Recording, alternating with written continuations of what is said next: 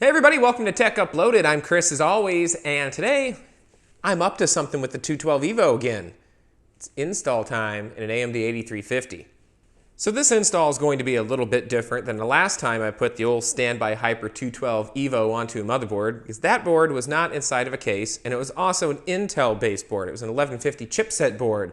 So in this case, I'm using an AM3 Plus board for an 8350, and I'm going to be mounting the cooler while the motherboard is still mounted inside of the Fractal Design R4 case. Now this shouldn't be a problem because you can get to the back of the motherboard with this case, but you can see right now I've actually got a really temporary setup going on in the computer. I've got an old Cooler Master in here because I did have an H100i in here that the bracket actually broke and it came flying off of the CPU and it overheated a little bit and had to shut down. So to get me through, I stuck on the old standby cooler that I had from way back when while I was waiting for the EVO to arrive. And it's here and it's time to put it in. So installing a 212 EVO on an AM3 Plus board while it's still in your case.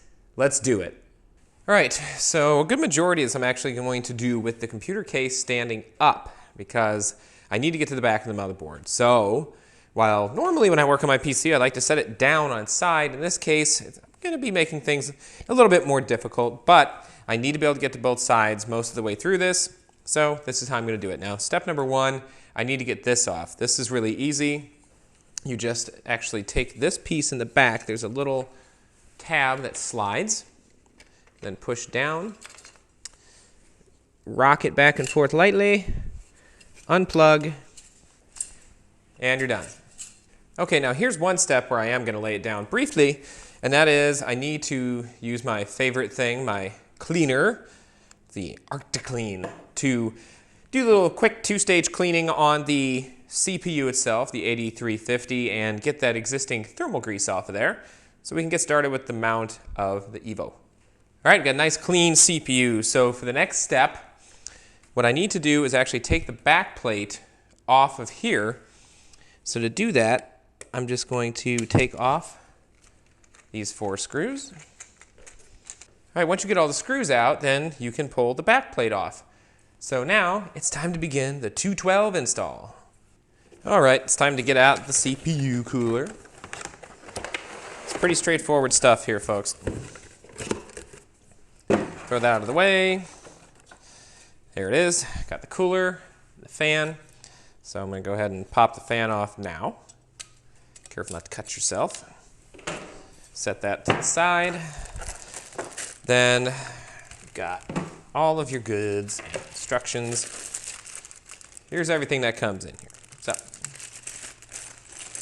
dump it out. Uh-oh. Whoa, we got to run away. All right, so you're going to have 4 screws for mounting a different fan, which I'm actually going to do.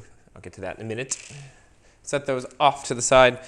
All right, if you want to do push-pull, here's your brackets to do that. And then if you're going to do LGA 2011, they conveniently label LGA 2011, so I can set that up here. Not going to need it.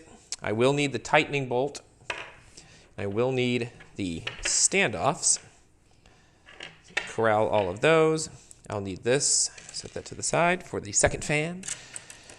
Set these off to the side actually. And then here's the back plate that will replace the back plate that was on the motherboard from the factory. Then finally, you'll need these 4 nuts to hold on to these mounting brackets. Scissors. All right, now the fun part. This is the reason the case is still standing up even though I'm doing a cooler install. Up until the very last step it's going to need to be, because you have to feed the screw through the hole, like so, and then take the back plate and actually line it up like this. Now on the Intel side, you go this way. AMD side, you go this way. So if you're actually doing an Intel install and you're wondering why this weird material is on this side, it's non-conductive material for when you do the AMD install. Now, get your nut on there. All right, once you get the top one on, do the bottom one. Rinse and repeat for the next 2. All right, once you get those all on there, then what you want to do is get out your little tool here. And if you look really close when you're putting these in, one side of the screw is actually a little bit flat. So that'll line up to a flat portion on this bracket to hold it in place. So when you tighten these, which I'm going to hand tighten them first, When you tighten these, they're not going to move. The screw isn't going to move. The nut will, but the screw will actually be held in place by a little notch on the back plate, which is pretty smart on their part. Once you do a hand tighten, do a quick star pattern, retighten, but not really tight, just until you start feeling some resistance, and stop. You don't need to go overkill here. All right, time to put the fan on. We can actually lay the computer down now. Alrighty, it's now time to apply the thermal grease, so I'm going to use my Arctic Silver 5. Just do a little line down the middle. Beautiful, that's all you need, just a little bit. Then, take your bracket. What you want to do with the bracket is align it so that these screws, which you can push in, there's a little spring on them, are in the middle section. There's a bottom, middle, and a top. You want to get them in the middle section on all four corners. And then line it up in your cooler or on your heatsink assembly so that it's kind of hard to see, but there's a little notch, and that sits inside of this little holding bracket. So you want to make sure that that notch is lined up. And then just when everything seems like it's in order, lightly set this down on your CPU. Oh, I got it backwards. I want to make sure the Cooler Master logo's up. That would have drove me crazy. All right, so lightly set it down.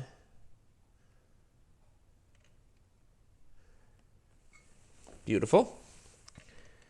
Then scoot it and start screwing in. Make sure you do this in a star pattern. So give it a few turns to get it started, and then move to the opposite corner. And on the AMD side, you do have to put some pressure on it when you push down on that one to get it started. And that's the reason you want to do this in a star pattern. So give it 5 or 6 twists on each one. All right, then just work your way around in the same order you started. My magnetic screwdriver is really on there. And just turning until you start to see the bottom little bolt that's connected to the back plate. When you see that start to turn, then you know that you've gone far enough and you can stop tightening. So there you go, on there nice and good. Don't have any thermal paste leaking out anywhere, so that was the right amount to use. All right, the last step is just to put the fan on here. So what I'm going to do is, since I have these fans up here and I have this fan here and they're all pulling air out, they're exhausting outward, I'm actually going to mount the fan on the bottom, push the air through the cooler, and have it sucked out the back. So you can see there's an arrow on the fan, so just point that facing the right direction. And line it up so your cable's not, if you would have put it on this side, the cable could possibly get in the way of this fan and interfere. So I'm going to mount it on this side. Then what you want to do is kind of line it up. You just kind of got to do this by feel. And then latch in the hooks on one side. And then push in. And latch on the other. Now I did upgrade to a better fan than the one that came with it, so that was easy. You just use your included extra little mounts, screw them in, and put a piece of rubber on there to keep it from vibrating too much. So I upgraded to a nice 4-pin PWM fan that had some good ratings for being a little bit quieter. All right, this is a static pressure fan, so it's going to do wonderfully here, pushing the air right through those fins, right out the back. All right, the last step's a little embarrassing. I've got to put my graphics card back in, and you can see it is a GeForce 9800 GT. It's even a little bit dusty. This is an oldie. All right, and then just connect the 6-pin to the back of the card, and that's it. Well, all right, I've been running Prime 95 for about 20 minutes or so just to make sure everything is working as it should, and the CPU at stock speed, which is 4 gigahertz on the 8350, is running nice and cool.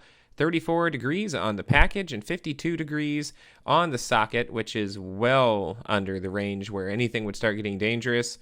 And I gotta say, this thing stayed nice and quiet even when the system was under load for a decent amount of time. So for the $35 or so you can get this cooler for, sometimes even less if you can find it on sale, I highly suggest getting this. Even if you're not going to overclock, just replace your stock CPU fan. This is way quieter and it's way more efficient. So it's a worthy upgrade, and it's one that's not difficult. As you can see, even if the motherboard's already in your case and you're swapping out an existing cooler, nice and easy. So you know the drill as always. If this video is helpful and you enjoyed it, please subscribe and be sure to check back soon.